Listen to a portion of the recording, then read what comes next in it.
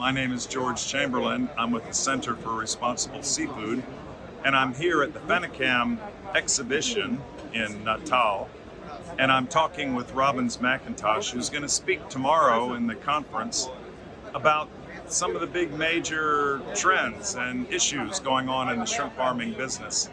And I'm just wondering if we could get a little preview, a little snapshot of what Robins might cover. Well, I think one of the issues and talking points today is that genetics have let the industry down, and that failure rates have increased in Asia and have stayed at an elevated state, and this is a leading cause for Asian shrimp.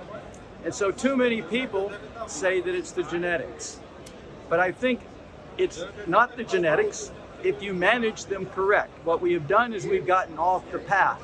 So the management has not kept up with the genetics. The genetics today can grow 3 times faster. They need 3 times as much feed. And yet farming has increased densities. So we've actually exceeded carrying capacities. I have seen farms in Thailand that have gone back to stocking the same densities we had in 2010, which was the most successful year in Asian shrimp culture. And at 100 per square meter, these shrimp are now growing at an ADG of 0.3. They can achieve 30 grams, 82 days, 30 tons per hectare, FCR of 1.0, survival of 90% plus. These are costs that will compete with anybody, but it's not stocking the 200 or 300 that many farmers are doing. And included would be the idea of managing the water. When EMS came, people started using disinfectants, lots of probiotics. These are not only costs, but they disrupt the microbiology of ponds.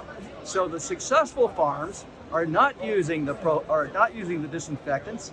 They use less probiotic, and therefore they're not exceeding carrying capacities. Their costs are low, and they're getting these fantastic results. In 2010, the ADG was 0.17, 0.18. Today it's 0.29, 0.3. Obviously growth is higher, but the survival is also high. FCR is lower. The yields are higher. 12 tons in 2010, 30 tons today.